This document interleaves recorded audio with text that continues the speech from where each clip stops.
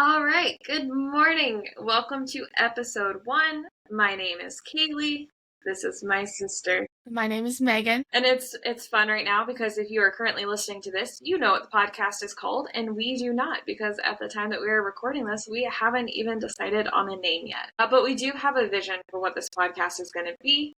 So our goal is to share insight into the natural, wild, and historical parts of Florida. We have lived here our entire lives. Our family has been here way too long. We have 6 generations in Florida. And with that, we have a real appreciation for our outdoor spaces and the animals. And Florida is just a really popular place, and we have so many people that come here seasonally as snowbirds. We have people that are moving here now because it's a wonderful place to live.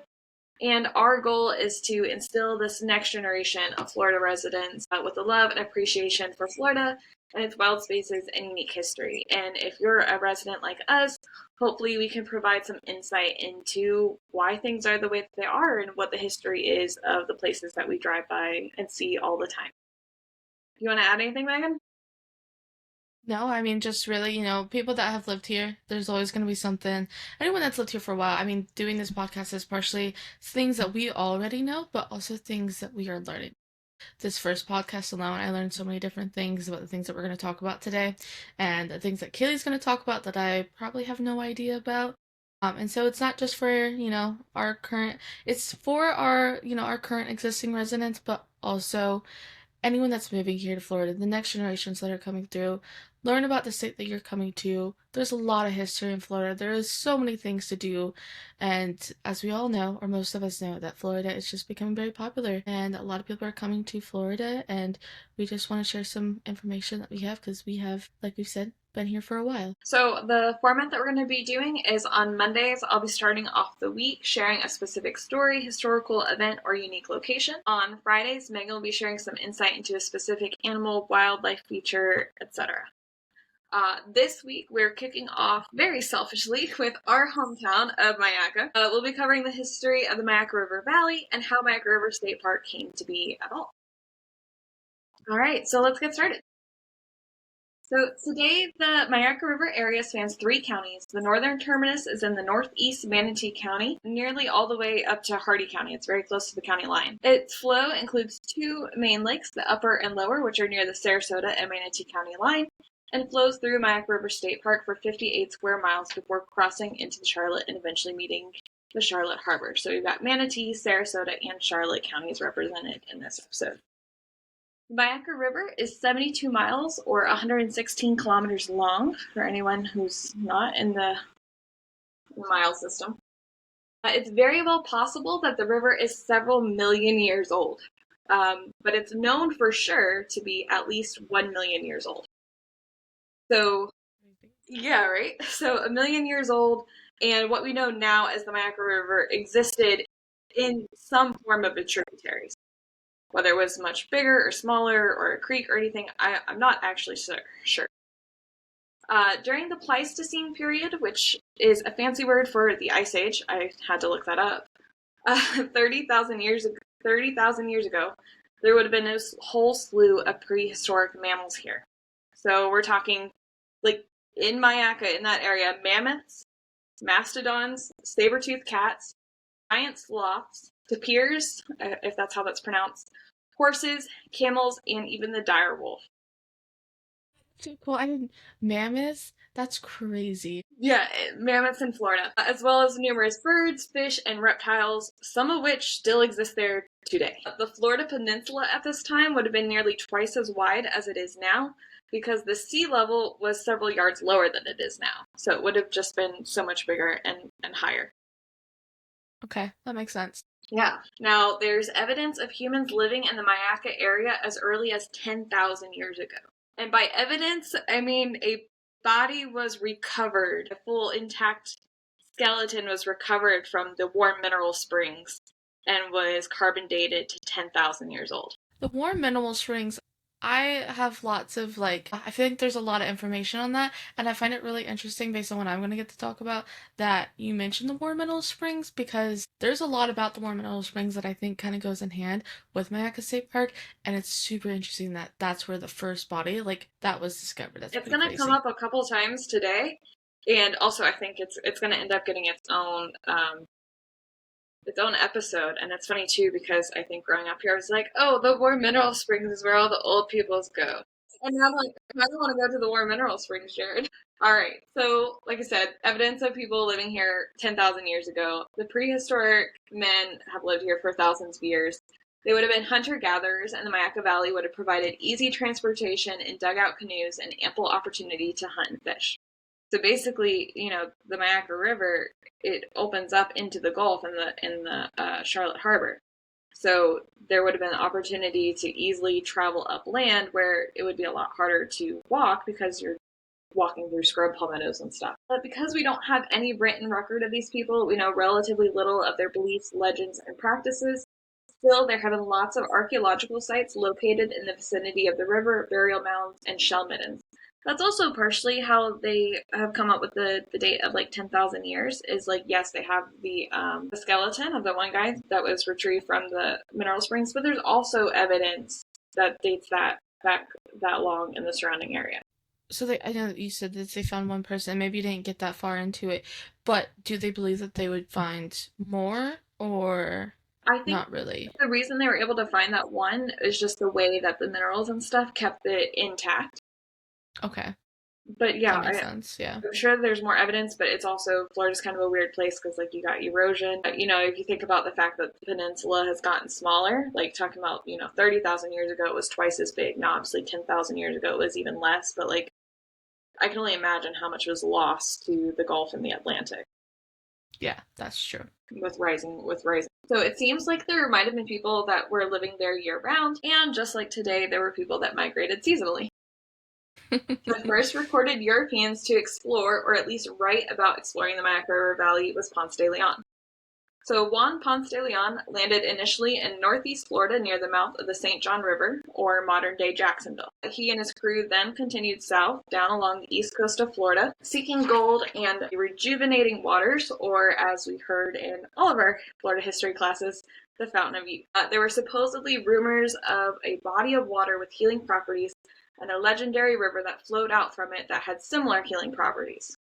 So some experts believe that this may be referencing the War Mineral Springs in Sarasota.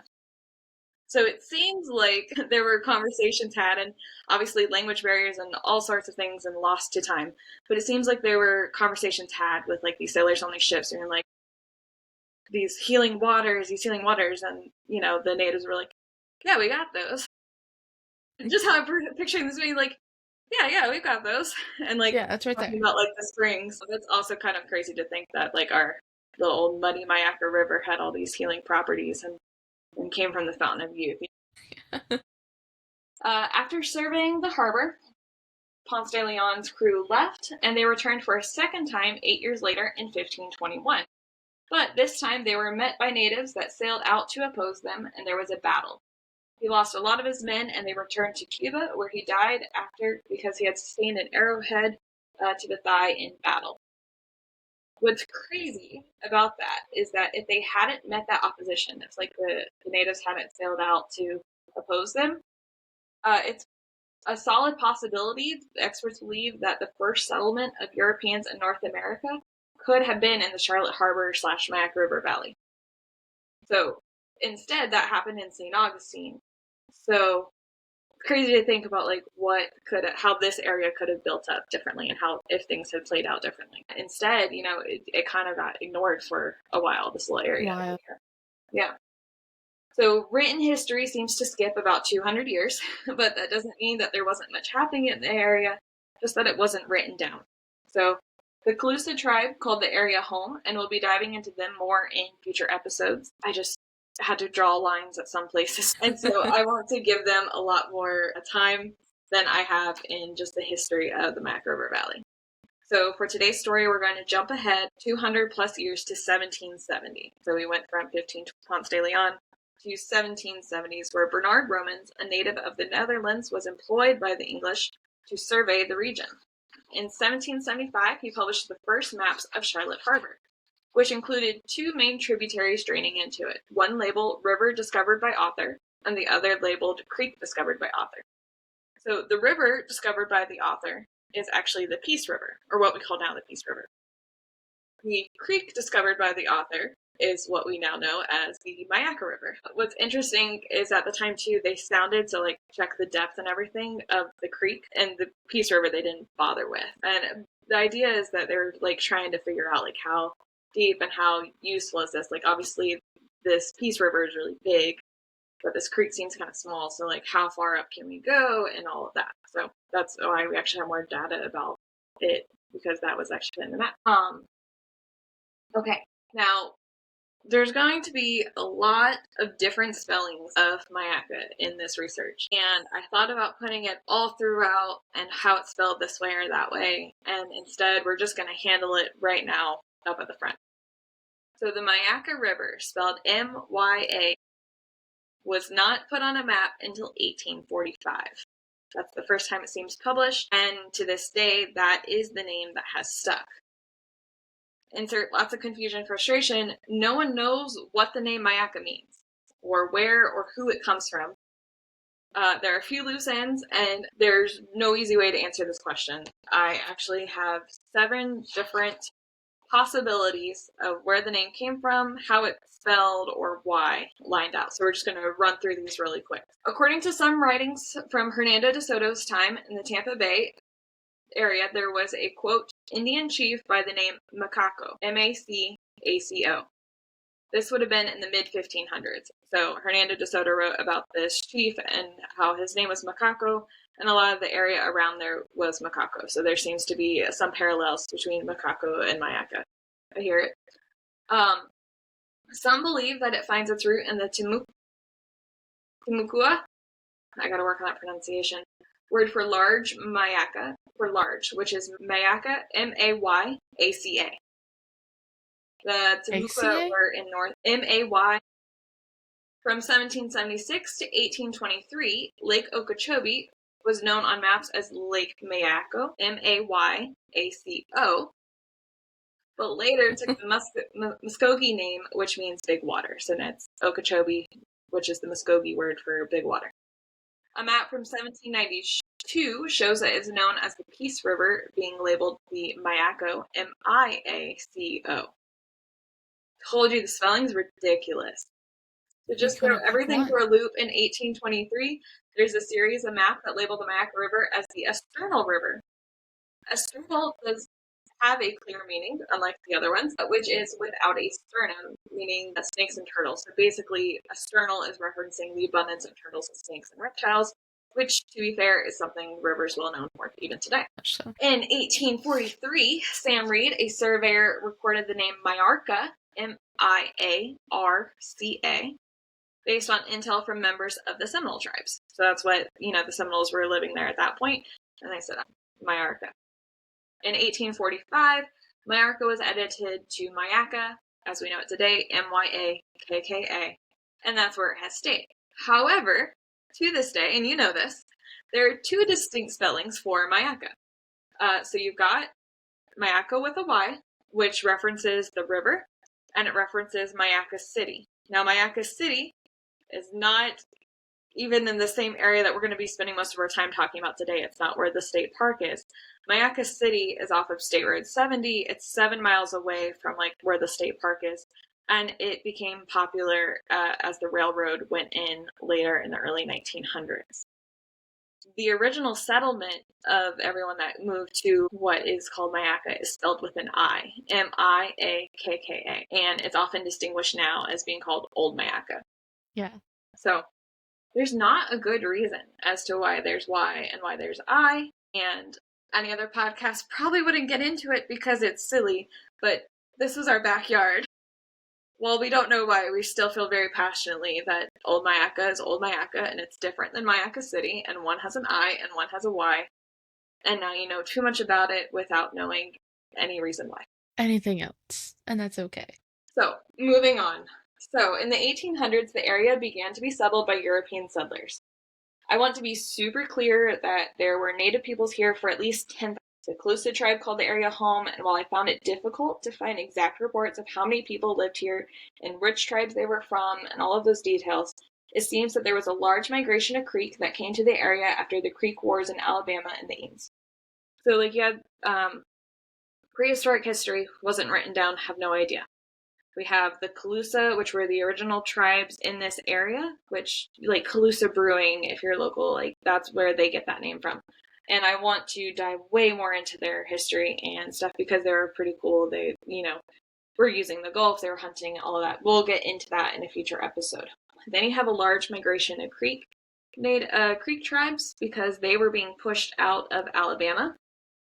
In 1824, the Moultrie Creek was signed by 32 chiefs of various tribes of Indians that had migrated to Florida and who were collectively called the Seminoles. So that's where Seminole comes from. It's a collection of a bunch of different tribes that were being pushed out of the southeast U.S. So the Treaty of Moultrie Creek provided for an establishment of a reservation of 4 million acres within central Florida. The reservation stretched south to Charlotte Harbor with no part of it within 20 miles of the Gulf or ocean. So what's happening here is we have settlers moving in, we have slave trade picking up, we have really fertile lands in the southeast, and we have settlers that are wanting to take that over. And we keep pushing and pushing and pushing all of these different tribes out. And all of these tribes have distinct cultures and everything else, and we're pushing them all to have to form basically one group, which is how we get, like, the Seminoles in Florida. And then, you're going to get a 4,000 acre, 4 million acre reservation, blah, blah, blah. The reservation doesn't even come within 20 acres of the Gulf Coast. That means that there's no fishing there. That means there's no water source that's anything. Like, there's no, that eliminates so many things. You're being pushed into a swamp that is being seen as invaluable. And then when that swamp becomes seen invaluable, you're getting pushed out again, which is where we're going to go next. So this was all part of the Indian Removal Act, an effort to push the, quote, Indians into less desirable territory, which would provide more area for white settlers, and particularly in the case of the southern U.S. and northern Florida, allow for the expansion of slavery. So that's tied into this too. In the future, we'll be going into detail about the Seminole Wars because there were several. And this is not going to be a comprehensive history of policies, atrocities, and so on happening here, but I didn't want to be part of writing that out. Between 1837 and 1842, the U.S. Army continued in its efforts to capture and expel the Seminoles from the state of Florida. So they pushed them here, and then they said, no, gotta get out now. The Armed Occupation Act of 1842 gave potential settlers 160 acres of land under the condition that they bear arms and thus help to rout the Indians from their holdouts. So the idea is, like, we'll give you 160 acres, but you have to shoot, you have to defend it. You have to help push these people that are already here, that already have the right to be here, out. By January of 1844, the war was nearly over, and at this time, nearly 4,000 Seminoles had been removed to reservations west of the Mississippi River. So now they're getting pushed even further. And keep in mind, too, like, west of the Mississippi River, there were already tribes and people that lived there. There were just not white men there yet. In fact, at the time, Colonel Zachary Taylor, who would become the 12th president of the U.S., was in charge of patrolling a large swath of Florida, including the Myakka River Valley, though it seems since the area was still relatively underdeveloped, and by underdeveloped I mean there weren't a lot of white people here, that he never actually ended up coming into the Myakka River Valley, and that this area kind of remained a safe haven for Seminole families for many years. It's hard to find exact records of this, though. It seems like a lot of people want to write it off. It's like, oh no, it's fine. Like, they were fine here. And I don't know that. I did find some reports of a survey crew that came in the late 1830s. They wrote about talking to several Seminole families and eating with them and stuff, but they did not explore further to see if there were more. They didn't take any stats about how many people were there. So kind of just going by word of mouth. In 1847, William Whitaker is credited as being the first man to graze cattle in the area. In fact, his brand was even the number 47 because it's the year that he started. However, it's important to note that the Seminoles and other settlers had already been raising cattle in the area. So he seemed to just be the one that was like, I'm doing this and I'm doing this at a larger scale. It's not like people weren't raising and eating cows before, and a lot of the cattle that were there were from when the Spanish initially came 200 years before, so it was kind of like a wild breed. It kind of had its own qualities of having, like, long horns and short hair and stuff, which, would make sense with it being in Florida. The floodplain of the Miakka made a great range for fattening cattle, though seasonable, it would Seasonably, it would be covered in water. When it wasn't, it was filled with lush grasses perfect for fattening cattle. The area would become a popular place for ranchers, and during the Civil War of the 1860s, the Myakka Valley area would provide beef to both Union and Confederate soldiers. It was estimated by one Union general's report that there were 2,000 head of cattle a week being driven out of the Peace and Myakka River area to be used by the Confederate. In 1863, there was an effort made by the Union Army to cut them off. A scrimmage ensued, and the Union was unsuccessful. After the Civil War, several men bought large tracts of land to raise cattle. One example is Garrett Dink Murphy, who purchased a tract of thousands of acres in the upper Myakka Lake area. There were a few people doing this, including a man by the name of Knight, who set up his land between two bodies of water so that he only had to fence in one side. Now, at this time, too, it was also pretty popular to just brand your cattle and let them roam all together. I'm not going to get into each of the original cattle tycoons by names and histories. Personally, I find it just boring to read out names of people. Ultimately, they were able to make an excellent living, bought up thousands of acres, and became founding members of the community of Myakka with an I. Myakka with an I, or Old Myakka, as I'll continue to refer to it, was officially established in 1868. And reports say it consisted of just a few families. And what I find, though, is that it lists, like, Knight and Murphy and, like, the property owners. And then they say, oh, and then there were people that worked the cattle, too. So I'm not sure exactly. I know there weren't a ton of people, but I think there's more people that were here than were written down. Exactly. Myakka did not have a church or a school until around 18. It was a small one-room log structure that was used as a school during the week and a church on Sunday. The early church was served by itinerant preachers, so preachers just traveling through. In July of 1878, Augustus M. Wilson established the area's first post office in the community of Myakka, which is not where the post office is now. This is right now in the old Myakka area. Like, you gotta keep in mind, it's kind of crazy to think, because, you know, it's only a 10-minute drive, 15-minute drive now from one end to the other. But this is before cars and stuff. So 7 miles makes a huge difference in who your community is. In the 1870s, the area received attention as a sportsman's paradise and even boasted large game like panther and black bears. There's a story of a guy, like, just walking up on a black bear, which I don't think that there have been black bears here for years, but it is possible, and it seems random reports seem to circulate every few years about panthers being in the area.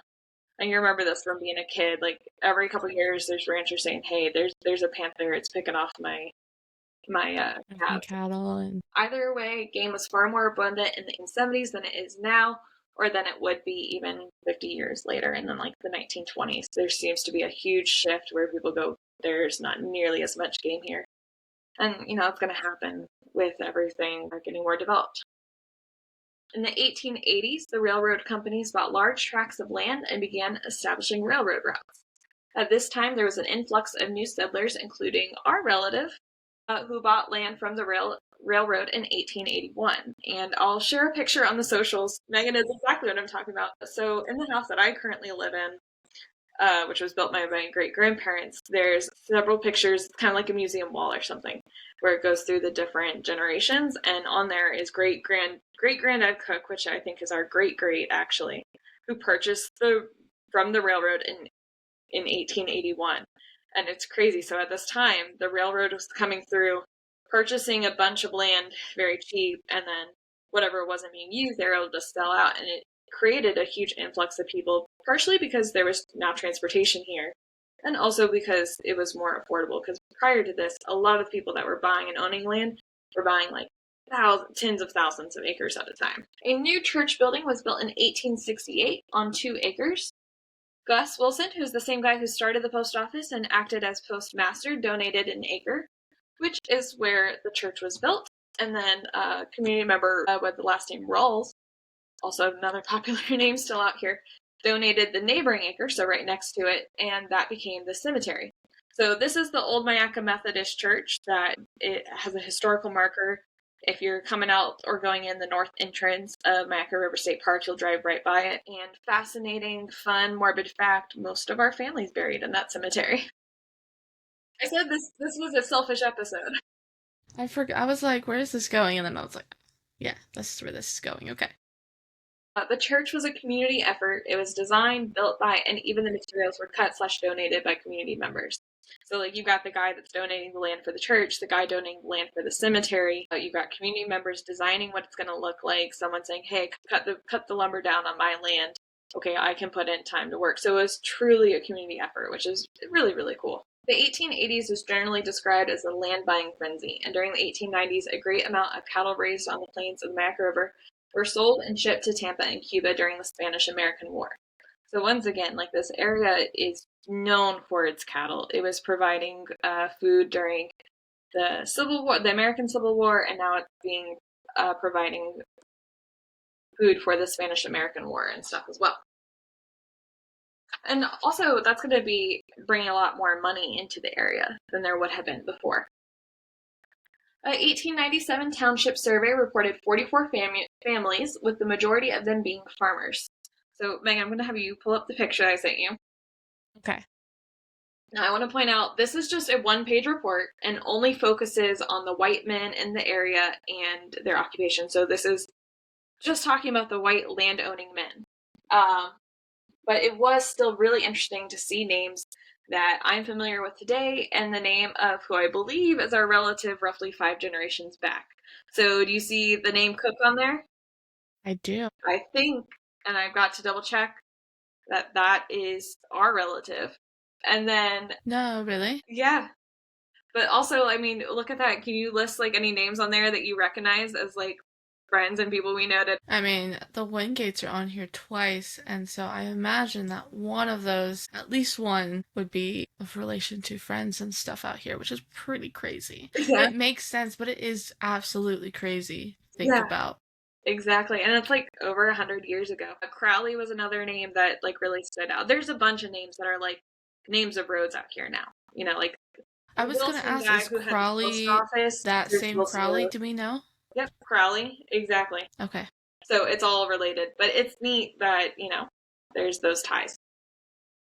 That's crazy. I do kind of find it funny, too, the picture that you sent, because we were talking about the names earlier, that Bradenton is spelled differently than the way it's spelled right now, too. Oh, yeah. How is Bradenton spelled on there? It's like a hair braid, B-R-A-I-D, and then that's right. It's like E-N-T-O-N. Braden and then town. Yeah, pretty much. 2 separate words. Yeah. The area was, and in many ways still is, an agricultural hotspot. In a 1904 book published by the Florida State Department of Agriculture, I did not put the title, it was boring and overly descriptive, but basically, this pamphlet put out by the Department of Agriculture described Manatee County industry as: the principal industries are fruit and vegetable growing and raising of livestock. The immense tracts of open prairie stretching almost the entire length of the county from north to south down the Myakka River Valley forms perhaps the finest cattle ranges in one contiguous territory east of the Mississippi River. With unfailing supplies of pasture, grasses, and fresh water at all seasons of the year, it becomes, as it is, the ideal section for stock raising on a magnificent scale by those interested in such industries. Sounds a lot like Manatee County and a lot of Sarasota County today. We've got cattle, we have farms, and we can grow stuff. And actually, I heard it described that, like, the Myakka River Valley kind of had this Nile River effect. So, like, in Egypt, we always learned in, like, our history classes that, like, oh, it was so successful because the Nile would flood its banks, and then that area would be flooded, and then the people would burn sections of it, but then it would just be all this deposits of minerals in those areas. And it's the same thing, you know, for 30,000 years. This tributary of the Myakka River was flooding its banks, depositing all the silt and good soil and everything, and so it made a really lush setting for growing. In the 1910s, we see increases in farming for personal use and for profit, with popular cash crops including tomatoes, sugarcane, citrus, and celery. Good old citrus. Good old citrus. And also with sugarcane, too. So I went to Crowley Nature Museum yesterday. It was like a little field trip. I did. Because I was researching for this episode, and it's literally 8 minutes away. And they had the whole sugarcane press, and that's actually something we grew up on our grandparents' property. There's a sugarcane press. Our great aunt has the big bowl that they would heat the sugarcane up in. So it's just crazy to see it, like, and hear it in this context of, like, who was doing it when.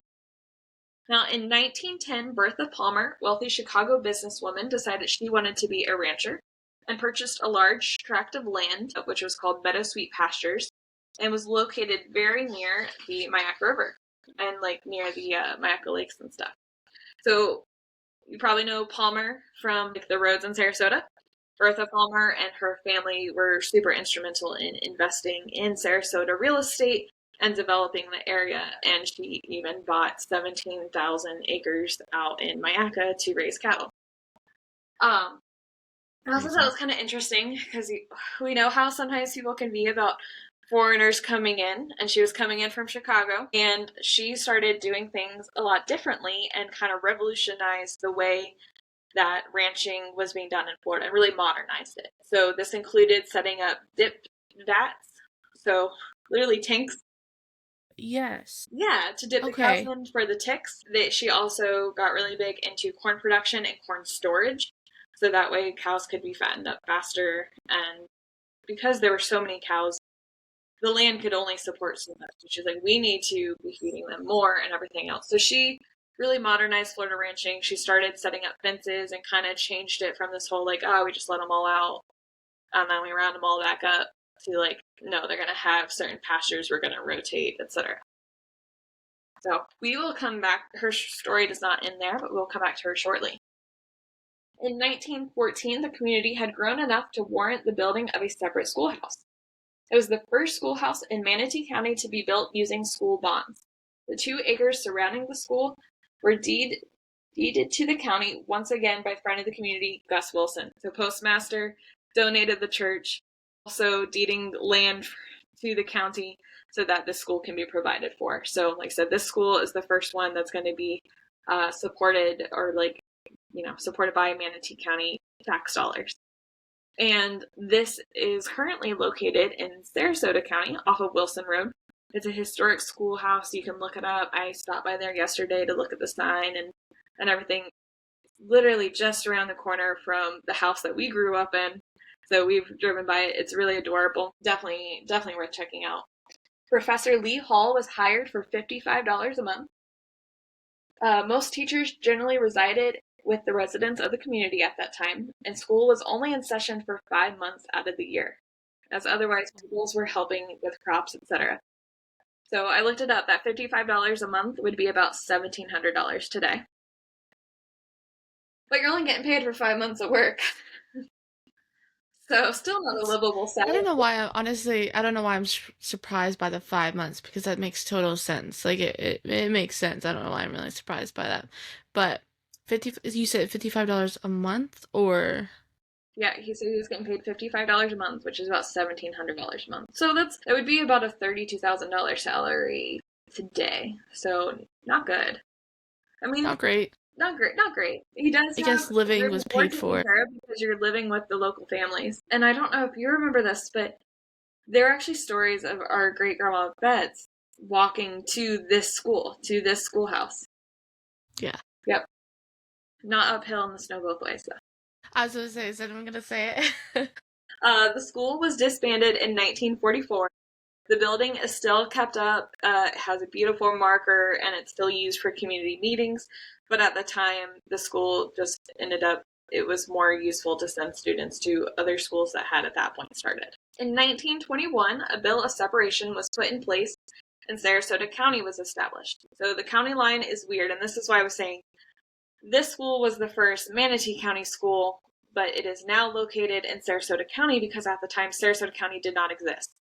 So in 1921, it separates, and so now Sarasota is a thing. If you don't live out here, and if you don't know the roads, there's no point in going over exactly where the county lines are. Too many details, doesn't matter. But essentially, the old Miakka area and the bulk of the productive areas in the Myakka River Valley all became part of Sarasota County, which definitely made Manatee County significantly poorer in money and resources. Which I think is kind of interesting because that's still sort of the case now.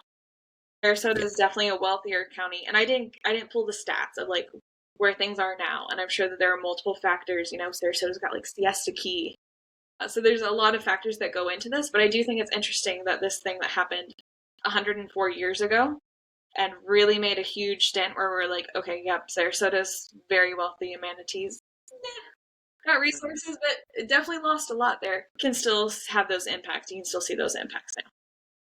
I think it's also, I feel like if we ever got into it and wanted to really know and figure out, I think a lot of it in Sarasota's, not saying that, like, I mean, yes, in Sarasota's kind of success a little bit over Manatee County. I think a lot would get said for the county lines and how they were shifted and where they've lied, like where they are lined up now. I think will have also potentially a lot to say on why Sarasota's growth is a lot different than Manatee. And not saying that they're even really that, I don't think they're that crazy off either, but I do think if the lines, maybe it's something to look at. Maybe the lines weren't just quite moved. Maybe it would be a little bit different. Maybe a little bit more even. Maybe it wouldn't. Maybe Manatee would come out on the higher end. I don't know.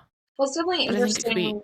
But it is definitely interesting to think too about like all these developers and stuff. So like back in the day, you have Palmer, and just all these different people that are like really developing stuff. And there's those that are doing it for profit, and then there's those that are like really giving back into the community. So very interesting. So with all that said, where does our beloved state park come into play? So in 1929, the Great Depression begins in the U.S. Have you heard of it? And by March of 1933, FDR, Franklin Delano Roosevelt, lands after a landslide victory over Hoover. FDR immediately gets to work enacting his New Deal, so establishing a social safety net with programs like Social Security and getting men back to work with public works projects like the TVA, the Tennessee Valley Association, and the CCC, the Civilian Conservation Corps. The CCC was an army-like association of young men who were put to work developing parks and recreation areas. This got young men off the streets, fed and working, and their paycheck was sent back to their families, giving them the much-needed relief to buy food. And as a result, thousands of parks were developed. In the future, I definitely want to do a CCC episode. There are a lot of parks that I think only exist in Florida today because of the CCC effort. So FDR went into office in March, and the goal was to get the CCC working before the summer. This left community leaders scrambling to put together propositions to be considered as CCC sites.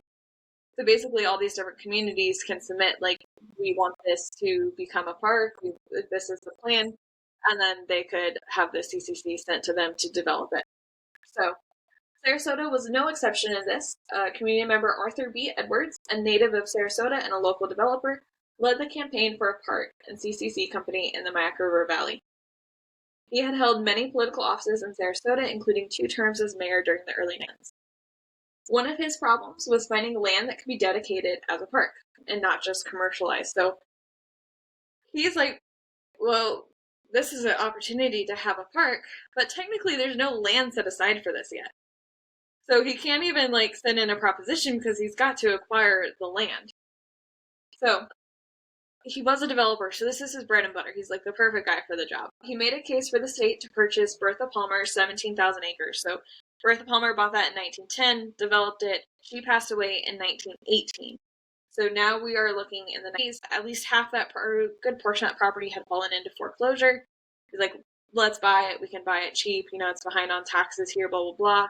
Get the state to buy it. And you got to remember, too, a depression's going on. So the state's not super inclined to buy stuff. They're also not super inclined to buy foreclosed land because it just sends a bad message to constituents.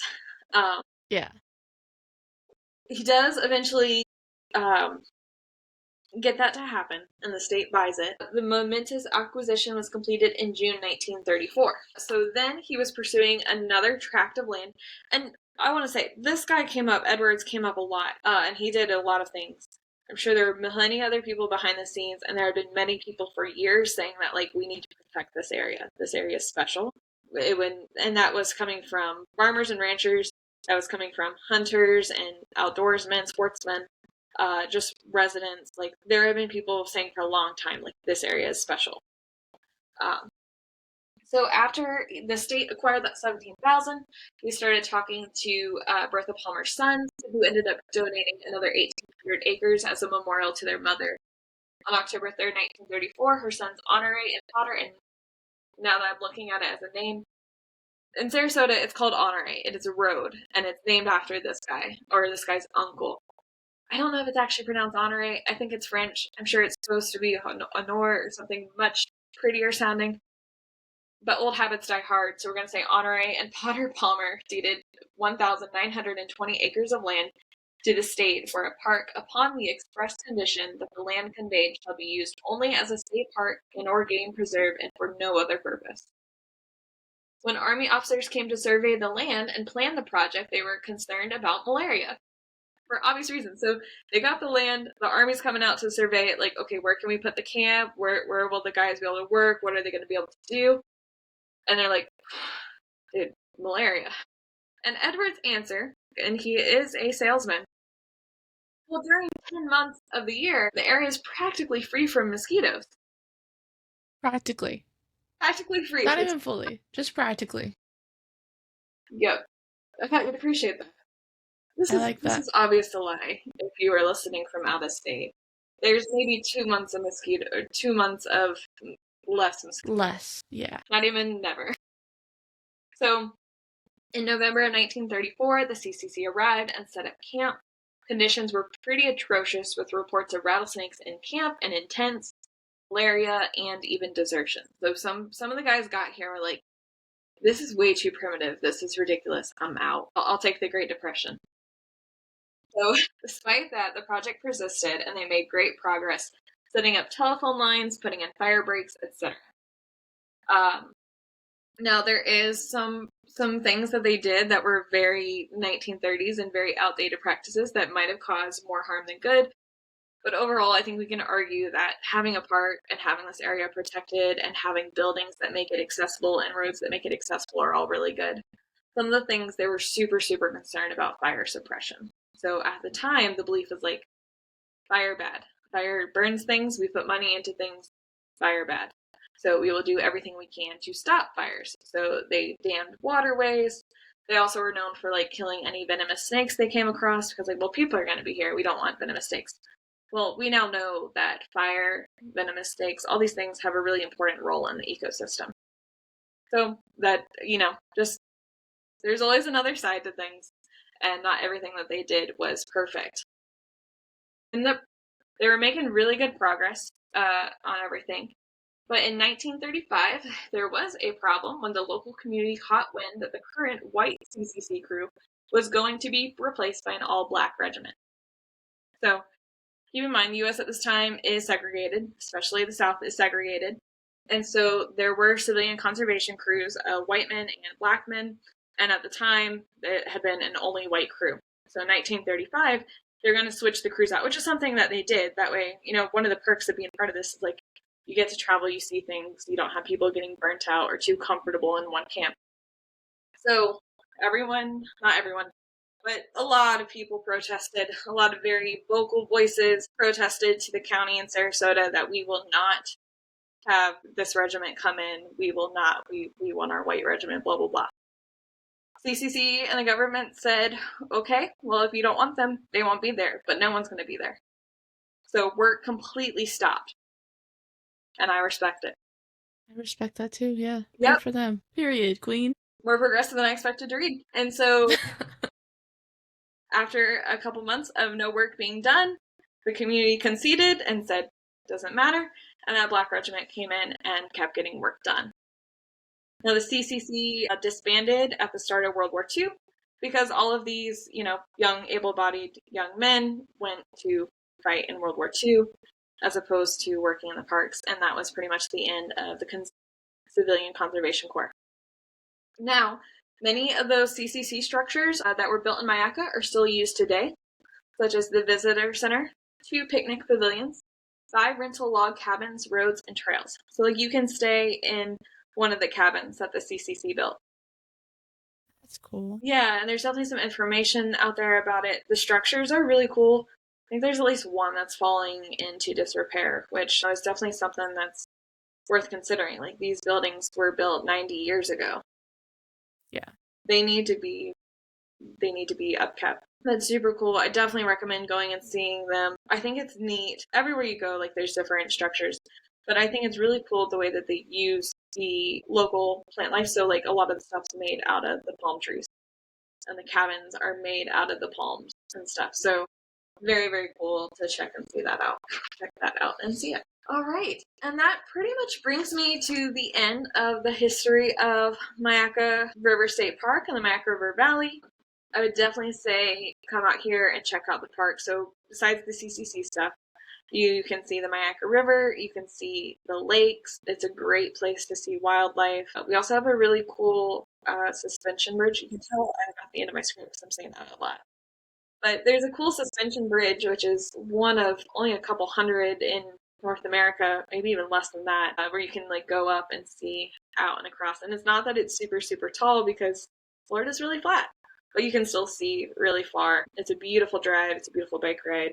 I end up riding to the North Gate a couple times a week right now, actually, on my bike. Let you go. Yeah. What do you love about Myakka? I know it's a special spot for you too. I mean, I feel like everyone comes for the like a lot of people. I think a lot of people now go for like the tower and stuff. And I have to say, like the tower is amazing. Like there are some really amazing sunsets that you can get, and it is so nice to see everything at like and that view. And it's not super tall. You don't have to go super super high up because it's Florida. So I think that's always great. But I think I really the wildlife in Myakka is great. You can see a lot of anything and everything. They do a lot now, like tours and different things, but just go early morning in the evening time. I think evening time is personally my favorite time. Sunset, you see a lot, and the wildlife is great, which is why I'm excited to talk about the wildlife in Myakka State Park because it's my favorite too. Yeah, so on Friday's episode, Megan's going to be talking about the wildlife that you can see there and get into some really cool details. I would say if you are going to go to the park, the South Gate is open all the time. The North Gate, which is near the Old Myakka community, is only open on the weekend. Whether you do it all in one trip or separately, definitely recommend driving through the Old Myakka area. Like I said, you can check out the Methodist Church, you can check out the schoolhouse. Stop by Crowley Nature Museum. So I hadn't been since I was a kid and went on a field trip until yesterday, and I had a great time. They have some cool, they have like an old cracker house, they have an old museum, structures that you can walk through, definitely lots of information. A really beautiful old bottle collection I'll post some pictures of. But it's only $6 for adults. I think it's less for kids. I honestly don't remember. But it's super cool. You can walk through. Bring mosquito spray if you're going to be, just bring a mosquito spray. Anyways, bring water. But it's a good time. They've got picnic tables where you can do a picnic lunch. They have pigs where you can feed the pigs. They have chickens, all sorts of good stuff. So definitely check it out. All of the sources for today's episode will be in the show notes. So be sure to check it out there. I largely used a document that was put together for Sarasota County in the 80s that broke down a lot of the history. And if you are listening to this, please share the podcast with your friends, anyone that's going to be visiting or loves the area as much as we do. Thank you so much.